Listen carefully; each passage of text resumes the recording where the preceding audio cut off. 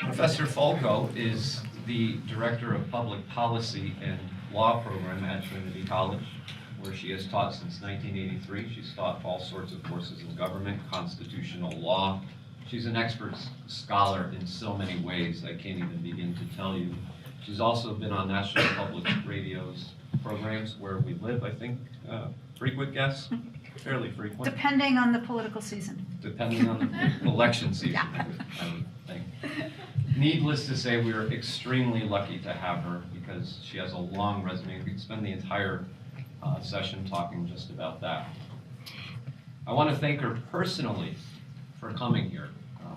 She and I have a special connection, not just to Trinity College, where she teaches, but where I graduated in 1992, but also a special connection to a friend of ours and a mentor.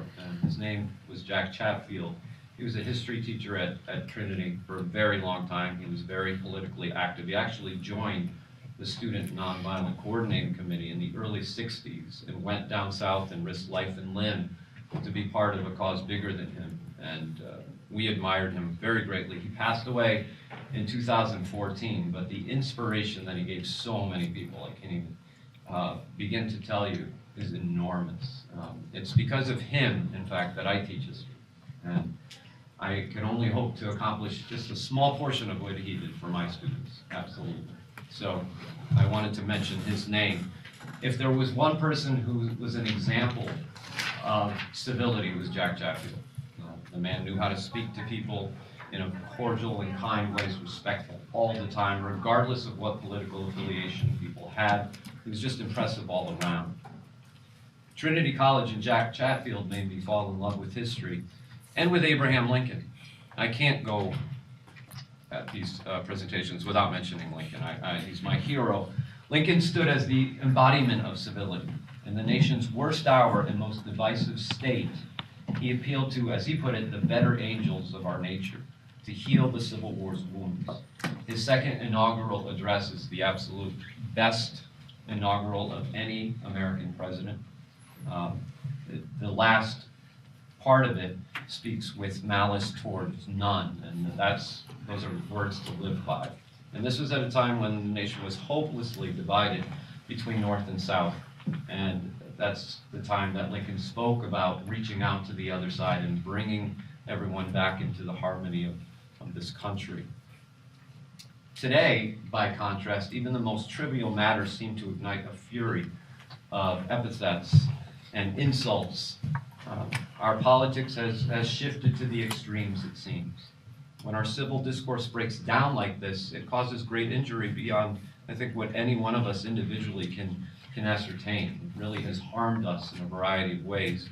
I can't exactly pinpoint when this all began. I'm sure Professor Fulco will share some insight into that. But it's caused a great consequence to our country, this political divide that we find ourselves in. So today, Professor Fulco will shed some light on that. Maybe she'll be able to tell us where all the Abraham Lincolns have gone. I don't know. That may be a difficult task. But I give her the floor now. Professor Fulco. Thank you so much.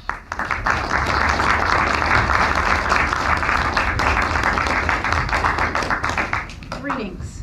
It is delightful to be with you today to discuss the topic of civic engagement. And I am especially honored to have been asked by Dr. Fierro, an alumnus of Trinity College, who was mentored by, as he just mentioned, Professor Jack Chatfield, a dear friend to both of us. Not only was Professor Chatfield a close friend and mentor, but he was also a committed political activist who made the decision, as Dr. Fierro mentioned, to go south to Albany, Georgia in the fall of 1962 to participate in a student effort to register African American citizens who were denied the right to vote. The organization he joined was the Student Nonviolent Coordinating Committee, or SNCC, And I will refer to this group later in my discussion, and I will also talk a little bit about what happened to Jack Chatfield when he went south. As a professor at Trinity, Jack Chatfield was fully dedicated to the robust exchange of ideas, and he urged his students to express and share their opinions and to rationally defend their own deeply held positions. And the emphasis there is on rationally defend. It should be noted that Professor Chatfield taught very controversial subjects, even in the 1980s and 90s and into the 21st century. And his courses focused on topics like the meaning of our founding constitutional principles, the history of slavery, the causes of the Civil War, and the Vietnam War and its aftermath. Regardless of the topic, he always insisted that his students listen to one another, learn about points of view with which they disagreed, and be absolutely respectful of each other. And I think that those principles, to learn from one another, be open to different points of view, and be respectful of each other, are really foundational principles of civic engagement. It seems to me you can't engage with the community if you don't observe those principles. You can't, it seems to me, engage effectively in political action if you don't abide by those principles. By inculcating civility in his students, even in the midst of passionate debate, and I think you will agree with me, debates in his classes were passionate, he fostered the kind of civic engagement that generations of Trinity students would take beyond the classroom and out into the world as they embarked upon their own careers. And we have evidence of that before us. Professor Chatfield's approach to teaching and learning, grounded in an appreciation of civil discourse, has profoundly shaped my own engagement with the students I teach. I know that his steadfast dedication to open and robust debate and engagement influenced, as I said earlier, not only me, but generations of Trinity students who have gone on to become active in politics, to become lawyers, to become teachers, to become professors, to run organizations of all kinds. And it is for this reason that I would like to dedicate today's talk to Professor Chatfield, and I hope to bring some of that inspiration to you as well. So I've posed a few questions for us. And my first question is, what is civic engagement and why does it matter? I think that's a fair question for you people to ask. I know many of the people in this room work overtime. They work jobs. They have work-study jobs in addition to other jobs they might have, and yet you are here at Tunxis to get your education. So it seems to me that I have to at least be able to offer you a good explanation of why you should add one more thing to your list. What else should you be doing and why? And so I would like to talk about what civic engagement means and why it is especially important today. I took the opportunity to read the impressive mission statement for your Civic Engagement Institute on the website. It is a beautiful website. I think this logo is just terrific. If it's like that circle, it just what? It draws you in. You want to become part of whatever that is. I think it is brilliant. And you should be very proud of it. So I'm going to quote from your website. The Civic Engagement Institute consists of a vibrant intellectual space where ideas are discussed and debated for facilitating knowledge and civility and fostering solutions to community problems. What a wonderful statement. Last part. The Institute is the engine by which Tunxis Community College becomes the hub of community life. So, your institute is not only situated in a place that allows you to engage with your community, but it is dedicated to that purpose. You have a special, dedicated place where you can do that. So, it seems to me that your statement focuses on the crucial ways in which the Institute can contribute to civil, intellectual discussion and debate, while at the same time actively engaging in activities that contribute to problem solving and community life. So what does that really mean? That as you're taking your classes and learning, you are also being offered the opportunity to apply what you've learned directly. So it's not an abstract concept, it's active participation. The emphasis on civil discourse is critical because collaboration and problem solving require that people with differing approaches and viewpoints can communicate in such a way that they hear one another and come to understand the source of their disagreements. It is essential. You can't solve problems if you can't agree on what that problem is. When civil discourse is eroded, it becomes difficult, if not impossible, to find common ground. Without common ground, the ability to compromise and find satisfactory solutions disappears.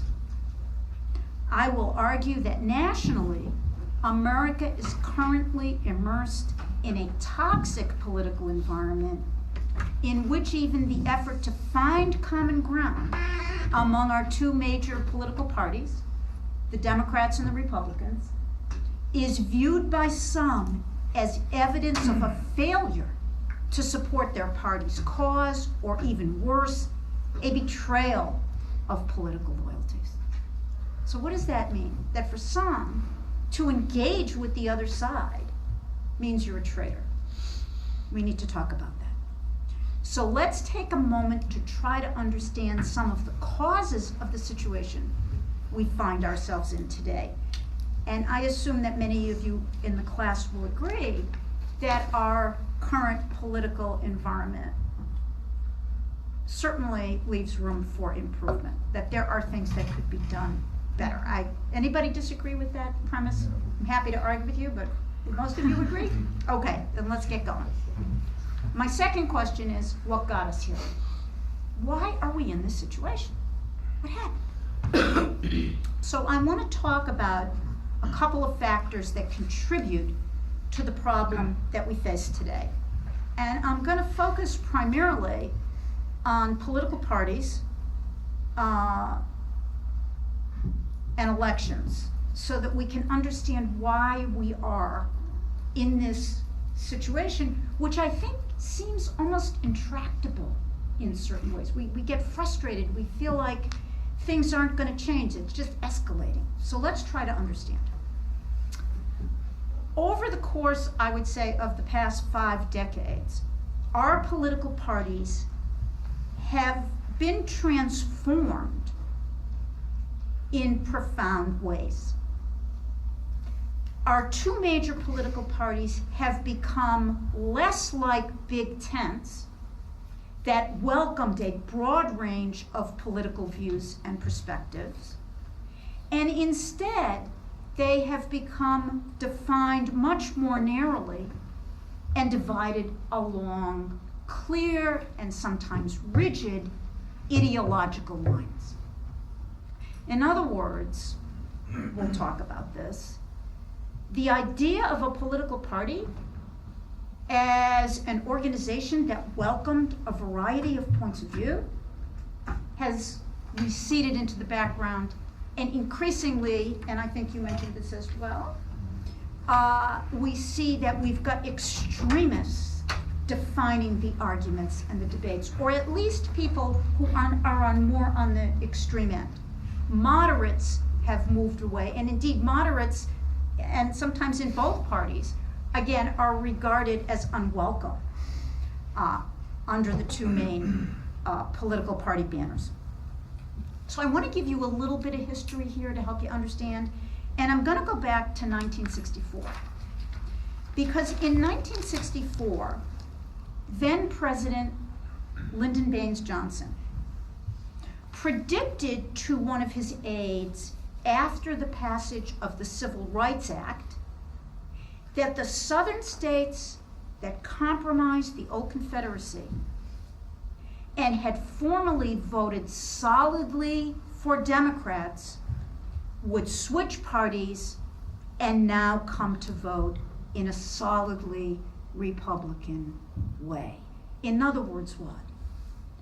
The Civil Rights Act, which guaranteed that, especially in southern states, discrimination would no longer be permitted, would cause Southerners to move away from the Democratic Party and into the Republican Party.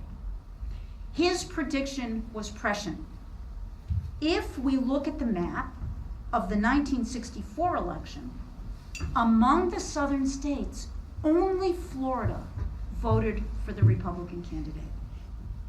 In 2016, by contrast, every single southern state voted for President Trump.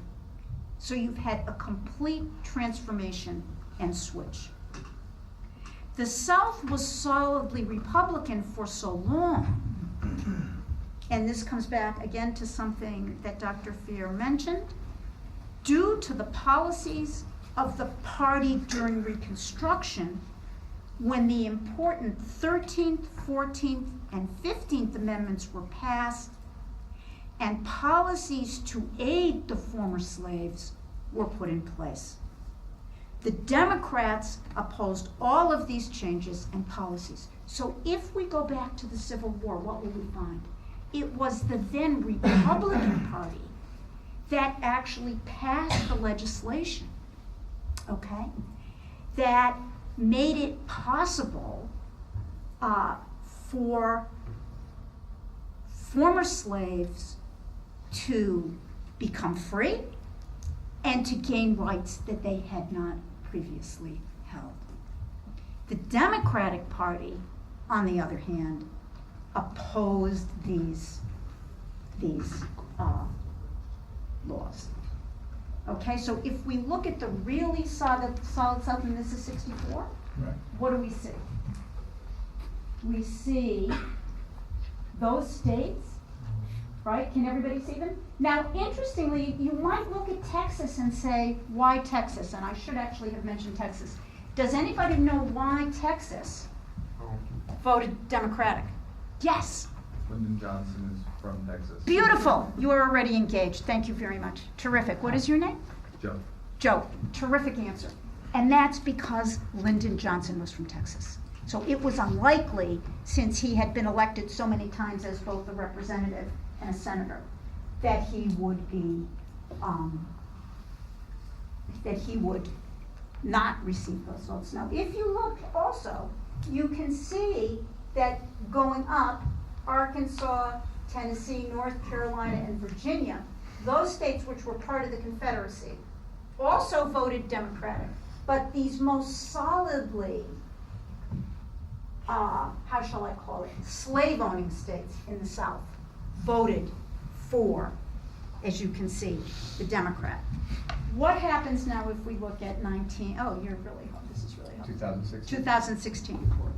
President Trump won a lot of states, and we could talk about that. But what do we look now? What do we see? We see Texas has gone what? Republican. Oklahoma, Arkansas, Tennessee, North Carolina, only Virginia, of all of them, voted for the Democratic candidate. And if we were to go back further and look at the election of 1960, I think this would even be more visible to you. So if we look in 1960, what do we see?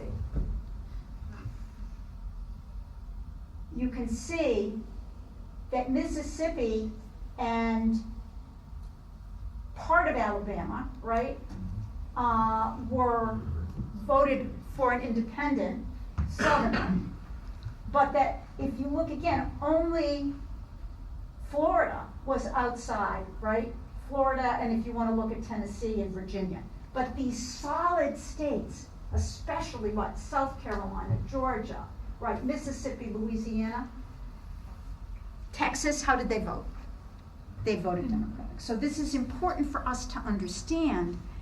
And the Democrats, again, were the party in opposition to the granting of civil rights to African Americans. If we then include the law that was passed in 1965, the Voting Rights Act, which now made enforceable voting rights promised to African Americans by the 13th Amendment, the process was accelerated. Once African Americans were actually ensured that the federal government would support their right to vote, that they would enforce the law, you saw the unraveling of the coalition that had held the big tent Democrats together. Can everybody follow that? Does that make sense? It was in response to particularly voting rights. And again, it was Professor Chatfield who went to Georgia to fight that battle as a college student. Prior to this change, the change now that we've witnessed on the map and the shift, both parties were comprised of conservatives, moderates, and liberals. Republicans elected to Congress primarily came from the North, the Midwest, liberal to moderate was the Midwest, and the West, mostly conservative. So is everybody, can you imagine that? That the Republican Party consisted, again, of liberals and moderates from the North and from the Midwest, as well as more conservative members who tended to come from the Western states. Okay? Likewise, Congressional Democrats primarily came from the South, and those were the conservatives that you can see on the map, the North and the Midwest, and it was the North and the Midwest that sent moderates and liberals to Congress. And it may surprise you to know that it was in large part because of the role that moderate and liberal Republicans played in the passage of both the Civil Rights Act and the Voting Rights Act that it came to be law. I bet if I had come in and said who was responsible for passing the Civil Rights Act, how many of you would have said the Republicans? Maybe if they had your class, they would know. Maybe. A few of you, very, very good, right? Most of you probably would have said what? Democrats, right? And that's because you wouldn't have known and you wouldn't have learned about this. So it's extremely important. Given the mixed ideological composition of both parties, legislative agreement was reached through compromise, both within each party as well as between the two parties. Indeed, the Civil Rights and Voting Rights Acts were themselves the result of precisely this kind of compromise. While Southern conservative Democrats vehemently opposed both of these laws, liberal and moderate Northern and Midwestern Democrats joined with their liberal and moderate Republican counterparts to pass two of the most important civil rights laws in American history. Congressional debate was often heated. Indeed, the Southern Democrats vowed to fight to preserve their discriminatory way of life. But in the end, the ability of Democrats and Republicans to work together, to share a common goal, and ultimately compromise significantly advanced the cause of racial equality. So, everybody with me on that? I don't mean to say this was a golden age of civility. Some of the debates that occurred were not that civil, but in the end, what happened? People were able to compromise because they were able to listen to one another and figure out how everybody in the end could benefit from this piece of legislation. Okay, any questions on that? All right, now let's ask, what are the consequences? And I'm going to argue that over the course of the past 50 years, since the passage of this legislation, the divide among the two parties that emerged in the 1960s increased to the point that today Republican and Democratic office holders, especially at the national level, have become deeply polarized. And the same is true of their supporters. So it isn't just the people who go to Washington who are polarized, it's the people who support them. Recent surveys demonstrate that the two parties disagree strongly about the solutions to many of the most vexing policy questions that elected officials are faced with resolving today. And even more worrisome, Republicans and Democrats cannot even agree that we are able to identify a common set of facts as the basis for devising solutions to problems as critical as climate change, gun safety, abortion, healthcare, and immigration. Those are big problems, just as the Civil Rights Act was a big problem. Figuring out how to deal with those inequities and discrimination was a big problem. They were able to solve it 50 years ago, much more difficult today. A second problem that we have to consider when we talk about the consequences is that as congressional districts have been drawn by state legislators of both parties to create what we call safe seats for incumbent office holders, candidates are less likely to espouse positions that appeal to a broader swath of the electorate in their states. So increasingly, because of the way our legislative districts are drawn and defined, more what? Conforming to specific incumbents and their political parties, and that would be the subject of another talk we could have. That has also had a huge impact on this. Consequently, our representatives come to Congress primed to view our national problems through a relatively narrow lens, defined by party affiliation, making it all the more difficult then for them to cross party lines when they need to compromise, even when they know that doing so would achieve a better result. And that's part of, I think, the frustration citizens feel today. Because they understand that there are better ways to do things, and they are trying to figure out why is it that the people we sent to Washington can't get it done, right? The opposing party is viewed as the enemy, and the goal becomes winning, thereby defeating the other party, rather than passing the best possible legislation for the country as a whole. And if we could get a picture up, we could see, after Lyndon Johnson signed the Civil Rights Act and during the signing ceremony for the Voting Rights Act, he's surrounded by people from both parties. He's not just standing there with his people, he's standing there with people from both political parties. To give you a current case in point, I had to update my little talk this morning, is the approach that the Republican leadership has taken to passing a tax bill by the end of the year, which significantly will move forward without even an effort to secure a single, okay, see this picture? See this guy right here? Right here. Yeah, he's Edward Brooke. He's a Republican from Massachusetts. He was instrumental in passing this law, and who is he standing right behind? LBJ. This is a bipartisan group of congressmen. I think they're all men, aren't they? Maybe there's a woman somewhere hiding in the back, but I think most of them were men at that time who made this possible. And I think that's a good visual for us to keep up. It gives us hope, okay? And as I was saying, there is not even an effort to secure a single Democratic vote in either House of Congress. In other words, what are the Republicans doing?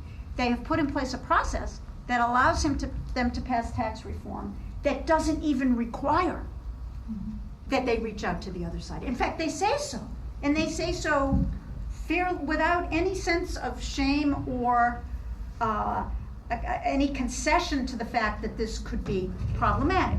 Now, I will say there were also cases where Democrats have used a similar process. But that was in the initial health care bill, the Affordable Care Act. Initially, they were compromising with Republicans, and at a certain point, Republicans dropped out and they went to that system. But I think we can criticize them equally for not having been able to achieve that bipartisan compromise that was needed. It certainly hasn't left us better off in terms of health care. Okay. The second factor I want to mention here is the coarsening of civil discourse. When we spoke on the phone, this was something we thought was really important. Yeah. And I'm just going to lay it out. One of the most important and most destructive consequences of increased polarization is the coarsening of our public discourse, by which I mean the tendency of politicians to demonize their political opponents rather than engage in constructive dialogue aimed, at reaching compromise. So more and more, what do? Instead of criticizing the policy proposals offered by opponents, members of Congress today often engage in personal attacks on each other. Doing so undermines the institutional norms that make political compromise, which is dependent upon civility and a genuine give and take of ideas of the kind Professor Chatfield championed, very unlikely, right? It's hard to do that. It's hard to do that in a situation where you are attacking your opponents. A notable instance of this fracturing of norms came during President Obama's first address to a joint session of Congress in 2009, and this is something you may have already seen on the news. As President Obama outlined his health care proposals, which again are open to criticism, there's no reason anybody had to say, we all raise our hands and think they're great. Nevertheless, he was laying them out for the first time at this point.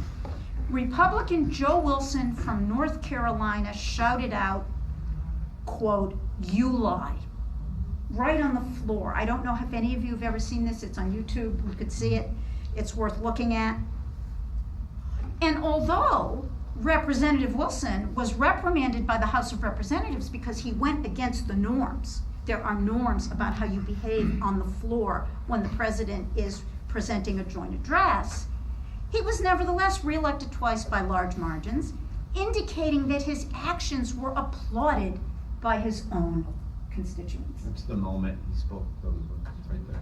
That's where he said it. And there are some, though, when they have been shown this picture, have said he didn't say it. So that's part of another issue that we have to get at. Thank you for getting, what a wonderful assistant I have. I didn't know. Isn't this making it much more interesting to have this? I think it is. Okay, if we fast forward now to the 2016 presidential campaign, we see that civil discourse has reached a new low. And again, I understand there are people of many political stripes here. So what I am saying is not partisan. I am saying what I'm saying because this is what I observed. Has reached a new low as candidate Trump deliberately broke the rules, whether in debates with his fellow Republicans during the primary season, or in his attacks on his Democratic opponent during the campaign, or today as he continues to tweet out insults at anyone he views as critical of his actions and deeds. So again, I'm going to argue that what President Trump has done is to really exacerbate the situation. And that's in part because he comes from a different world. He's not somebody who was raised with the norms and values that people who typically are part of the political process have learned. Where is he coming from? The world of entertainment and tabloid news, where this is what you do. You shout at one another. That's actually, people will pay to watch that, right? And to be part of it. So when I say he broke the rules, I'm talking about the norms that typically prevail. Indeed, only yesterday, President Trump launched a full-scale assault on who? On whom? His own FBI. Okay, the FBI, the most important and widely respected law enforcement agency in our country, in response to General Flynn's plea bargain deal with Special Counsel Robert Mueller. And those of you who are following this will know, what did he say? The FBI is in tatters. And interestingly, people in the law enforcement community came out and tweeted back. That said, we could raise the question, is that really a good way for people to communicate around these important issues? Is that the best way to do it, to be tweeting things out at one another? Hold that question. The president's propensity to attack opponents on Twitter is symptomatic of a larger problem that is exacerbated by both the rise of social media, which I know you all know a lot about, and the fractured way in which news is consumed by the public.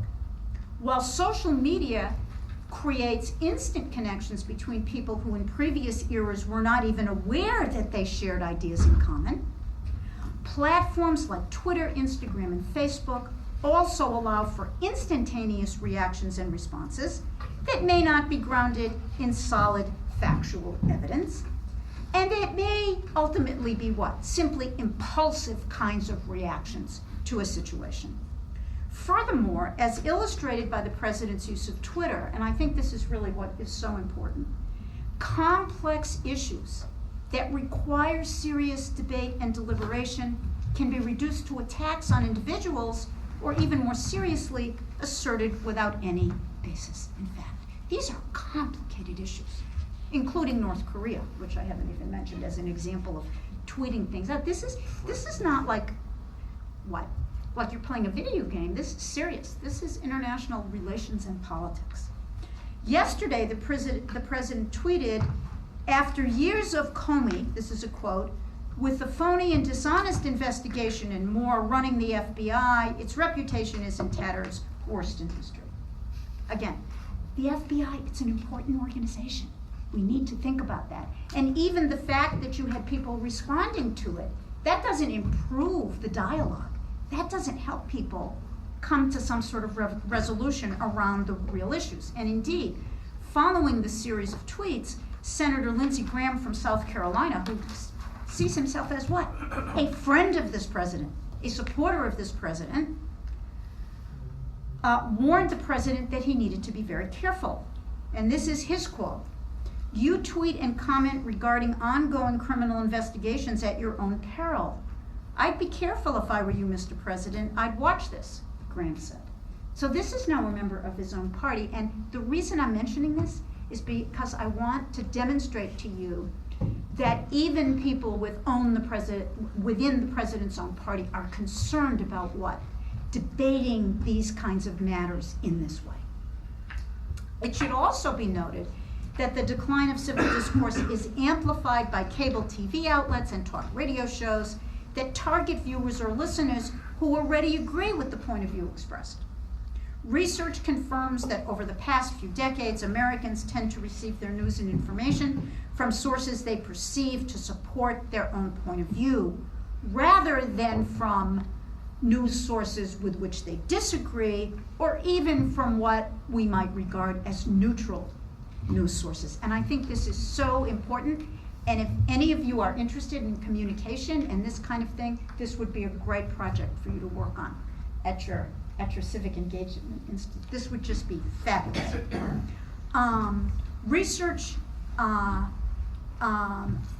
This research, it shows increasingly that Americans do not trust media organizations to accurately report the facts.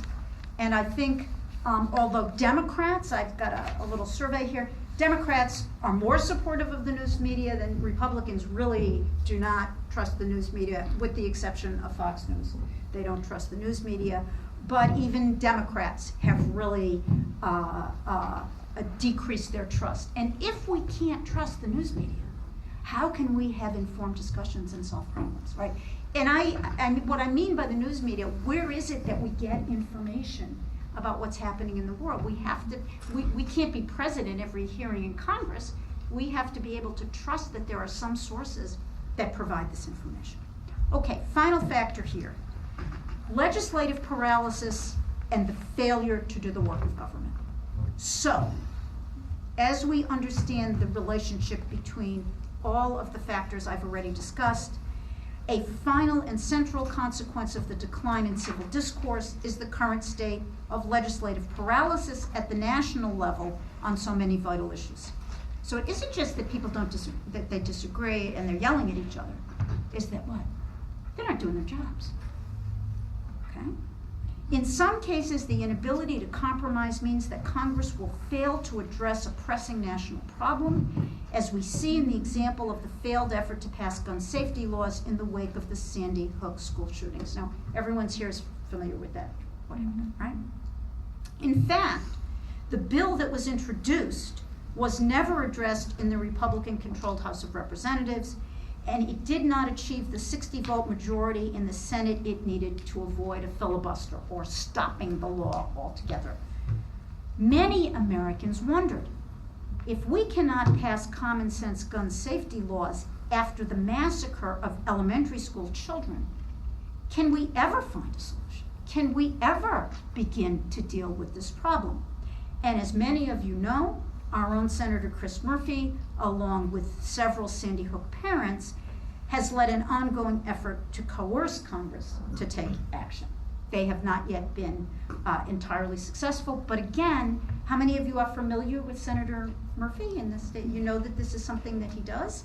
And I think this is an example of the way in which some members of Congress who are frustrated with what's going on in their body are coming back to their local citizens. And what are they saying? Join me in this effort. We can only get something done if you help me create the kind of support we need to change things.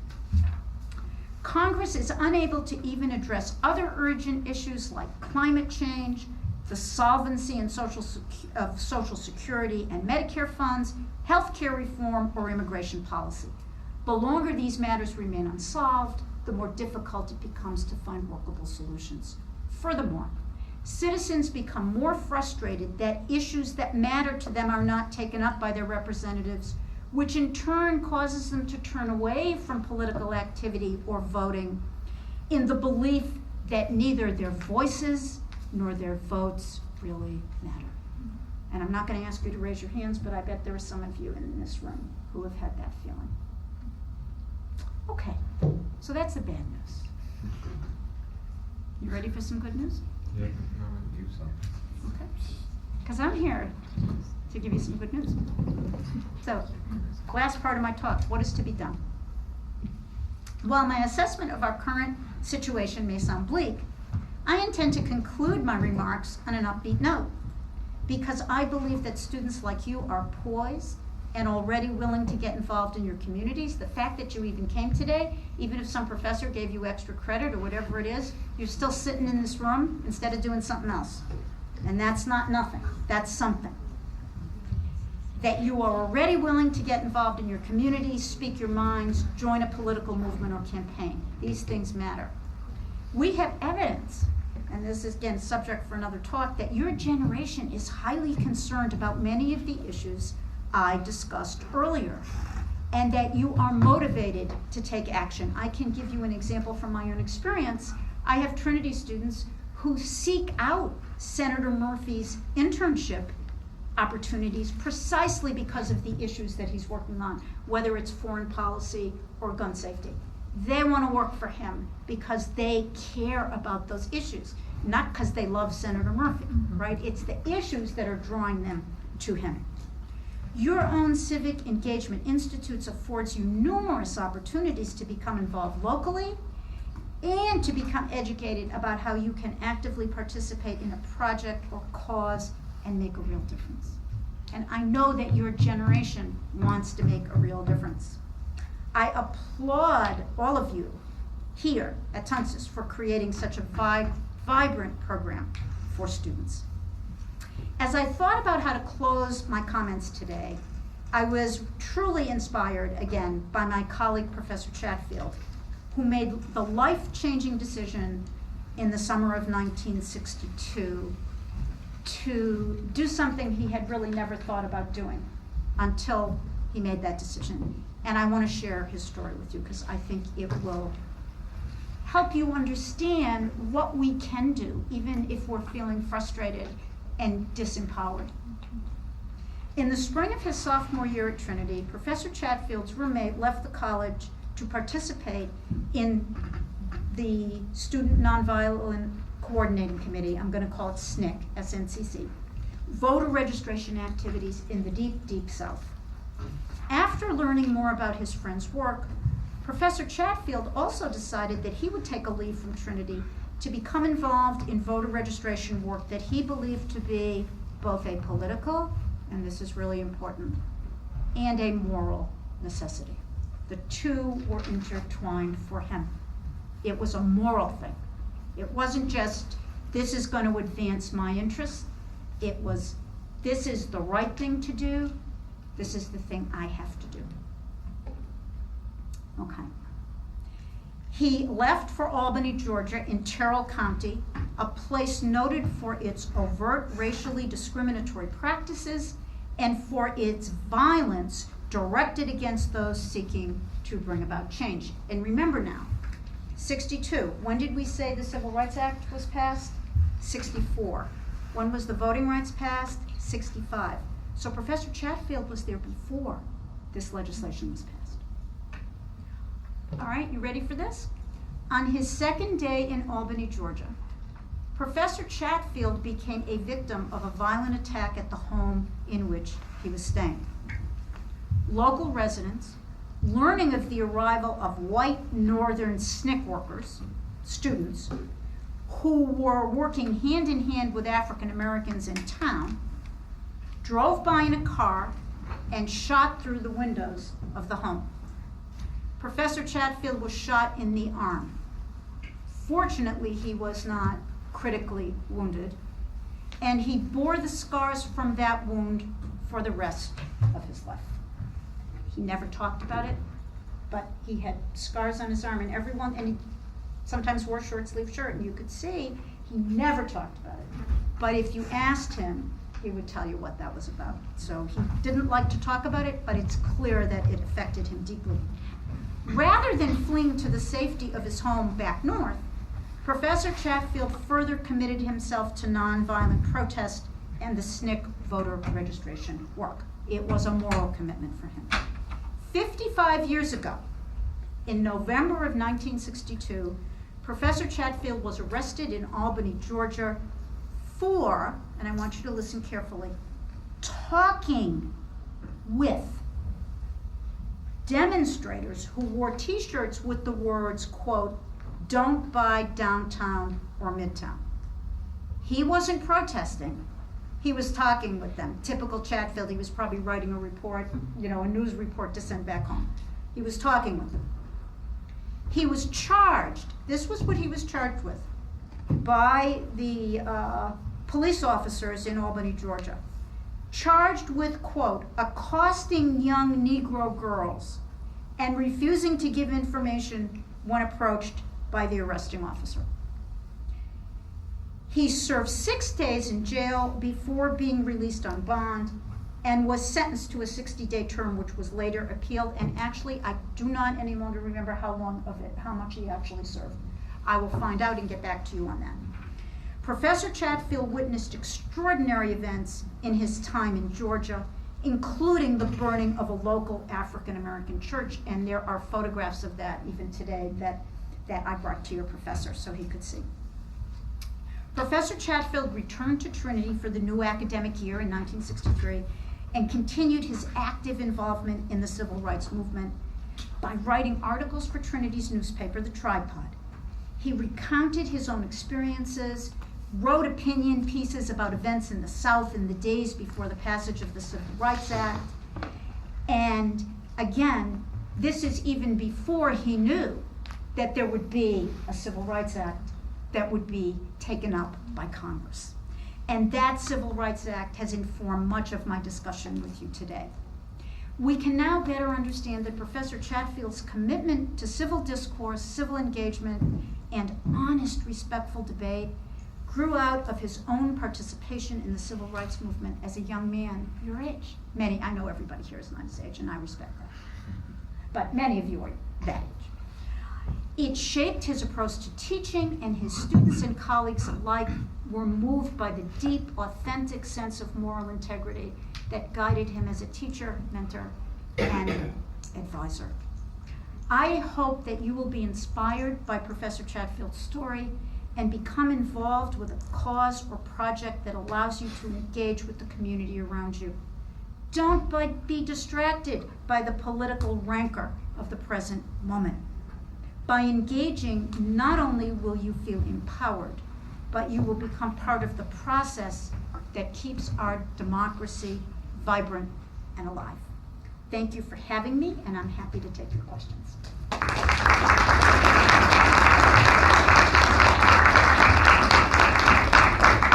going to let you control this if you don't mind. Okay, not at all. However, I don't know, I would like to do it the way you like to do it. I did not bring a microphone, but I don't think we need one in this room. So we will be happy to take questions. I'm sure Professor Fulco will answer them. John?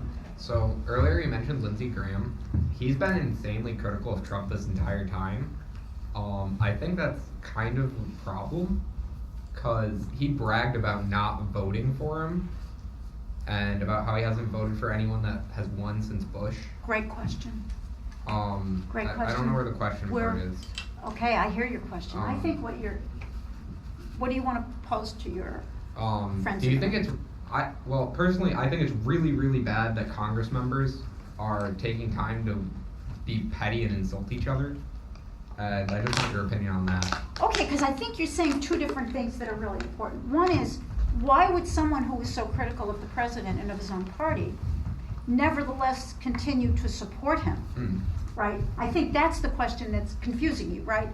And I know why he is. Okay, so why don't you tell everybody, why would he do that? Because he has to, kind of, or else he won't be able to get anything done.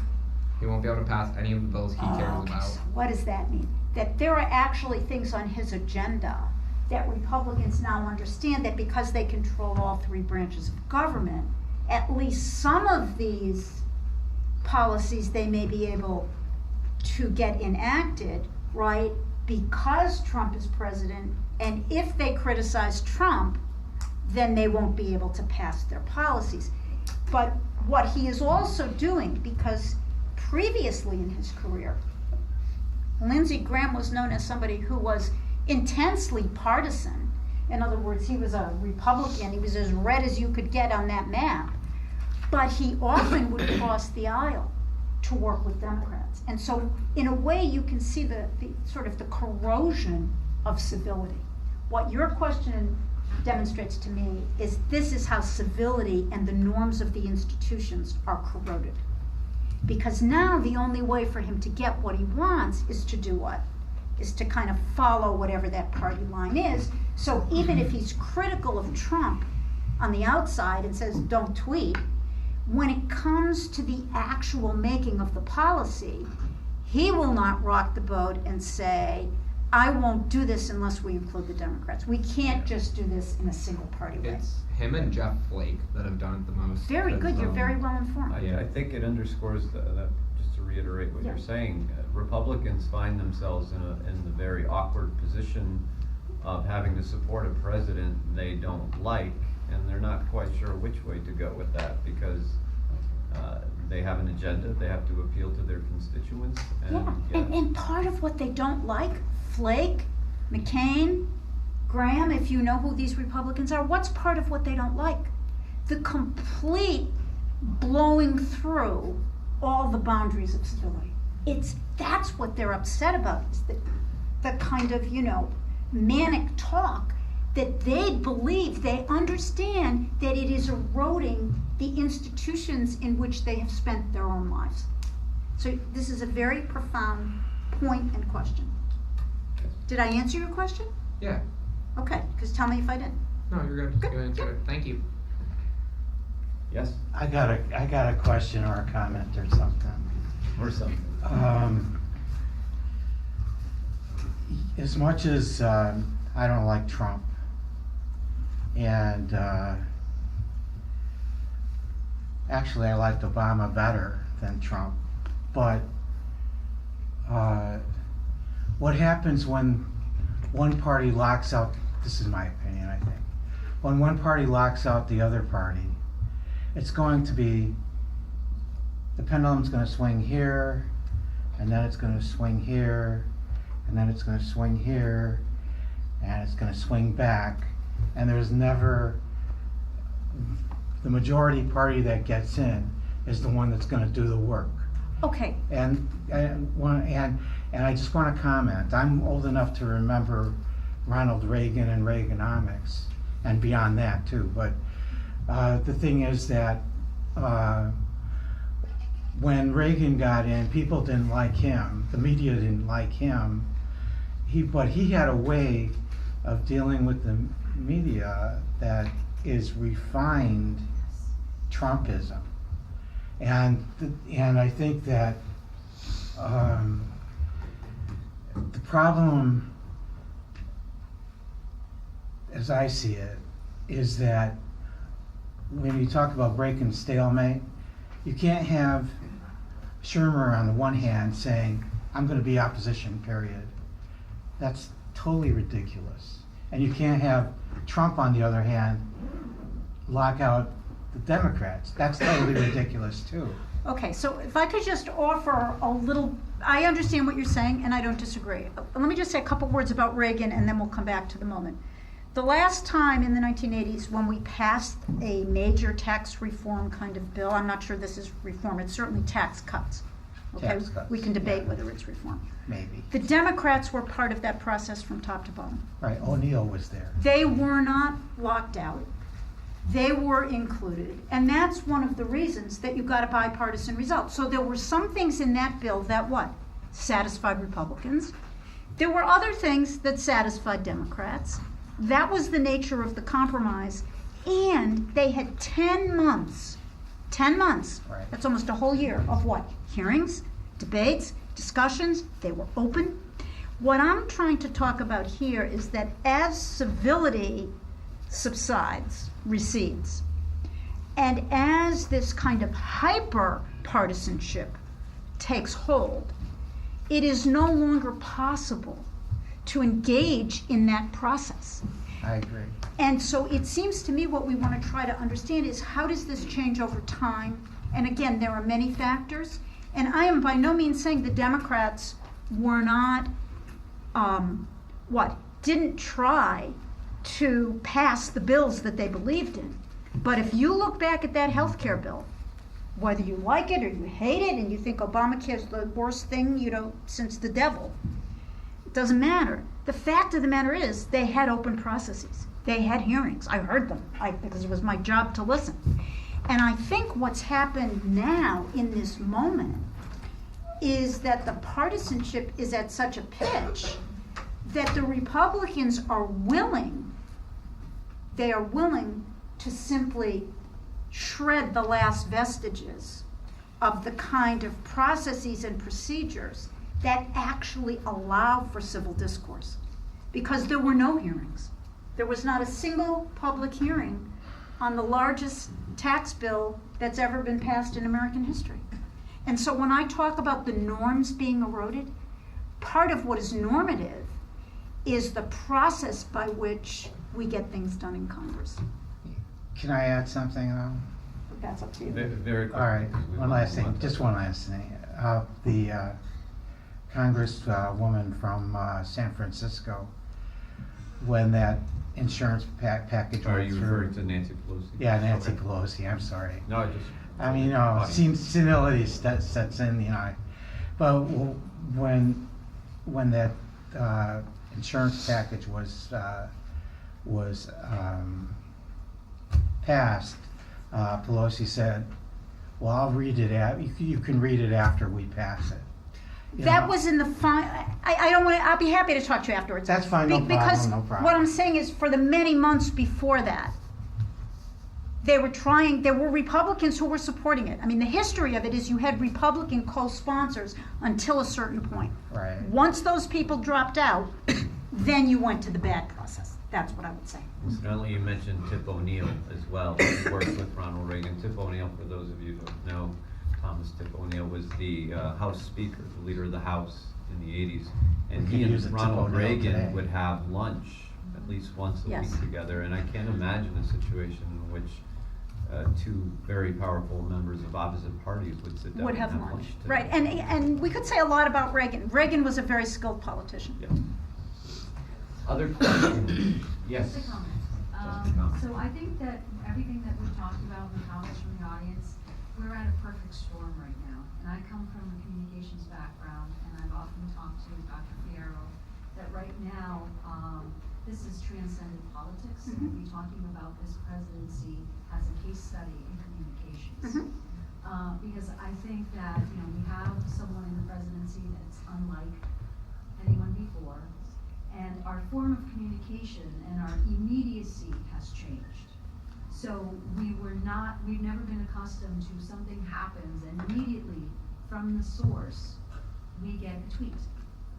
And there's a reaction to it. And so I think that not only has our communication model changed completely with this presidency, but also the decorum and sort of the position of the presidency Yes. has changed. I would totally agree, and I think it's gonna have consequences. I completely agree with you. And I'll give an example. Even for people who might support the president's approach to North Korea, there are hawks who really, I think, are, and even some who are not hawks, who think that Obama did not do a good job, he wasn't strong enough on this issue. I have not heard a single person, a serious person, in that camp who knows anything about foreign relations who says, and this is the way to do it. The way to do it is to go on Twitter and make fun of the guy. So I think you're absolutely right, and I think this is something students really need to think about, because, how can I put this? Good public policy is not made in what now? 280 Yeah, characters. how many characters? 280. 280. It requires what? That we sit around and we talk and we listen to one another. I'm willing to listen to you. You're willing to listen to me. It can't simply be you tweet something out. And again, I think what's so corrosive about that is that then becomes the headline. The headline is what the president did rather than the substantive issue that needs to be discussed. And that's a whole other topic for conversation. And I would love to know what you think about that, because I think that's dangerous. Okay, we have a few more hands. A few more going hands, up. okay. Why don't we start at the bottom with Bethany and then we'll work our way up. I think there's an interesting social shift that has to do with this lack of civility, and I think it kind of goes back to the idea of civic engagement. Very much my parents' generation, if you were politically involved, that was frowned upon. That wasn't looked upon as a good thing. Being politically involved meant that you were questioning authority, you were questioning people who you should not be questioning, and you were being disruptive and rebellious, and that made you undesirable for success, right? And we're seeing a big change with our generation now, but that allowed for a large number of years for government to be kind of run without people being as civically engaged as they should be. Really interesting point. Yep. A really, really interesting point.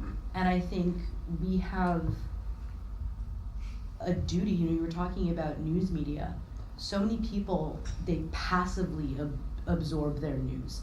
They get it by scrolling through a Facebook feed or hearing it from a friend or just, flipping channels on a television. And that's all fine ways to initially come into contact with information, but you have to actively go and research that information and find its validity and, seek out information when it's not just put in front of your face. And when you do that, you can learn about things and talk about things and become involved with things before they happen rather than after they happen. I think that's a really good point. I have nothing to add. It's a terrific point. Well said. Twitter is the devil. Louis. All right.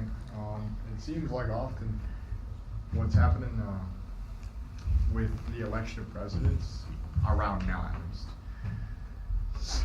What was it? Well, within a few years of now, has been like Republic, Democrat, Republic, and so on and so forth. All right. And I would like to know, would you think that such a thing would continue? Oh, you mean that we sort of, yeah, I think you're actually pointing to something important that I didn't mention, which is we kind of get these swings, which you were also talking, these pendulum swings. That is not uncommon in American politics. It often happens, you know, especially if a president is reelected twice. Very often, if you go back and look historically, we could put up kind of the charts and we could look at it. It's not uncommon for the other party to win office. It's not as likely that necessarily you'll win also the House and Senate. That happens sometimes, but not all the time. But I think it's not uncommon in American politics to see these swings. What we're seeing now, though, is swings in leadership in terms of who's in the majority without any space available to include the party that lost. So in that sense, I don't know, have any of you studied parliamentary government? In parliamentary governments, and even if you haven't done England, so if the Conservative Party wins, the expectation is what? That the Conservative Party will make all the decisions.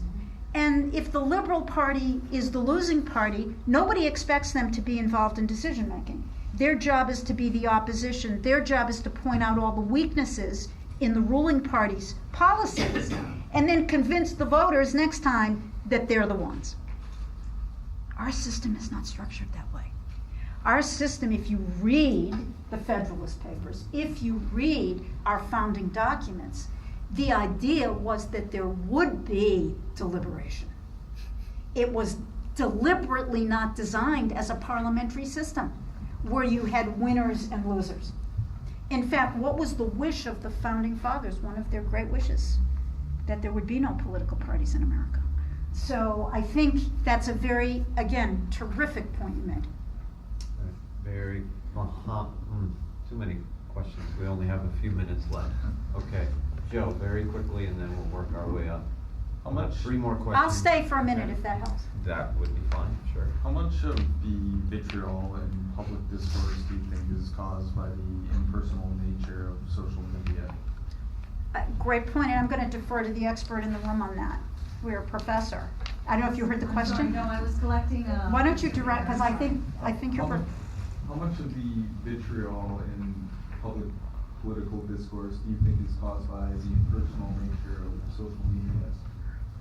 Well, so I think that we've discussed in a lot of different classes the boldness of people.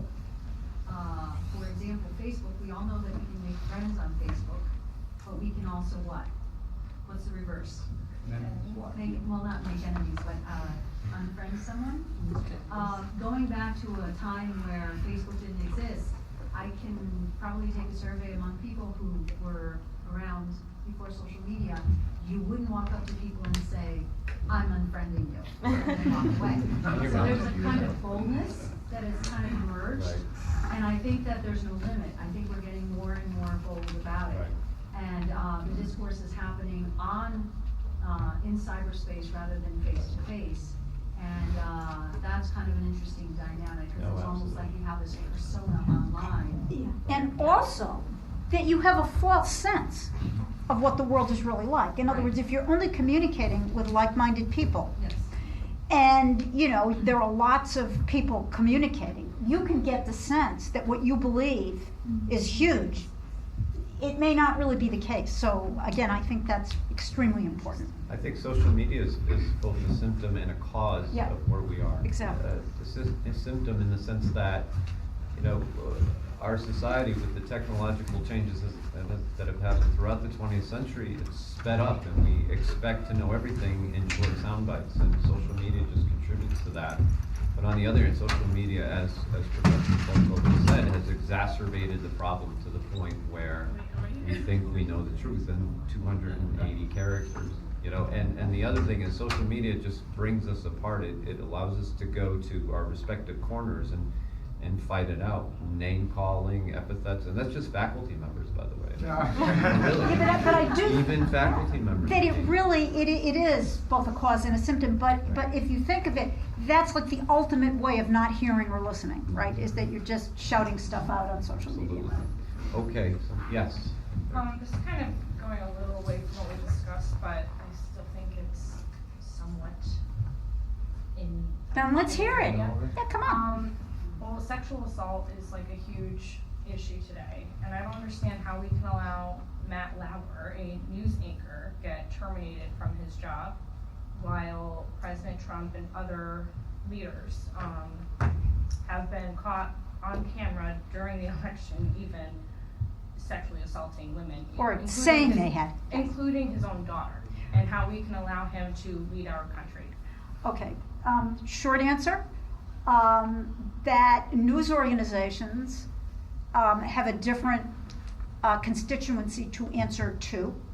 And they actually have laws, there are rules about sexual harassment. I teach about this and about sexual assault. And so in an employment setting, the employer is required to act, and there are laws that govern that. Same as there are on college campuses. I'm teaching a course this semester on Title IX and sexual assault, and we're talking about it on the college level.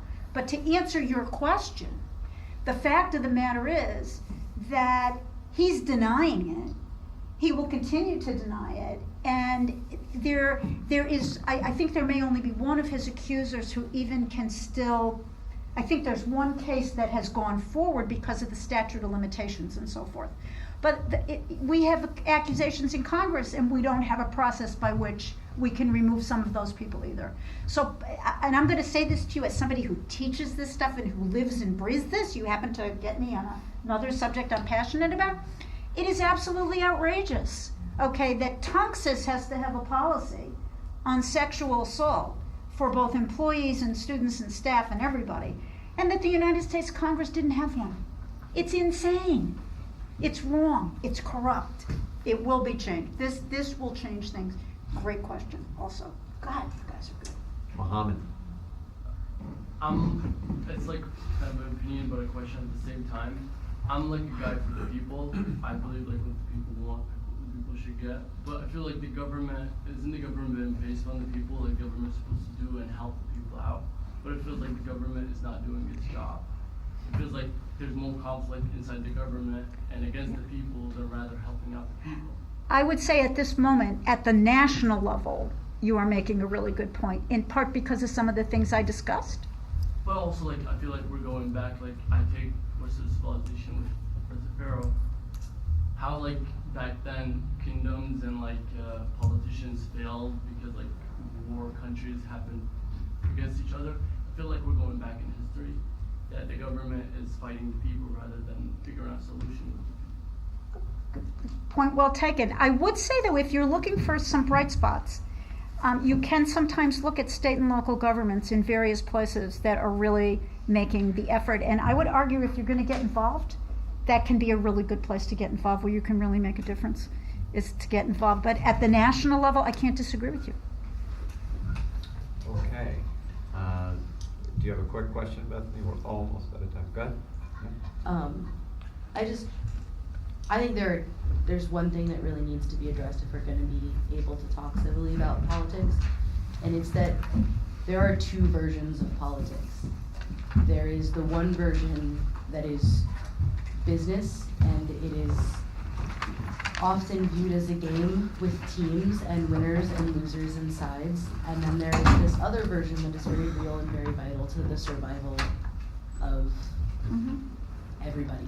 And I think often what happens when you communicate is you have one person who's holding one view and one person who's holding another view, and either they cannot remain civil because they're not taking it seriously, and so your concerns don't sound like serious concerns to them, or they seem petty, or because they are taking it seriously and they feel like you're not taking them seriously. And their concerns and fears aren't being heard and addressed. And I think this is why moderates have come under such fire, because, again, you have two kinds of moderates. You have the moderate who bridges that gap and acts as a liaison between two opposing viewpoints, and you have the moderate who just can't take a stance and refuses to hold a side, you know? Yeah. Hey, there's a third type. There's the angry oppositional moderate who hates everyone. So see, look at the discussion you have even stimulated. I think, again, great points. And I just want to say to you people, This is a long time we've been talking, and I just appreciate your attentiveness and your thoughtful comments and questions. I am deeply impressed. And again, when I said I was honored to be here, I really, really meant it. I was looking forward to this for 2 months? Yes. So, thank you so much, and I hope we'll have another opportunity to get together and talk. I'm at your service if you ever have questions or anything comes up. You can reach me at Trinity. I'm on the webpage. I would be more than happy to talk to you. And I just, I just want to say one more thing. I teach classes after lunch. And I can't believe that you didn't have a parade of people running to the bathroom. I mean, already, I just want to say your attentiveness made it possible for me to really communicate with you, and I so appreciate it. Well, So have a good day. We appreciate you being here.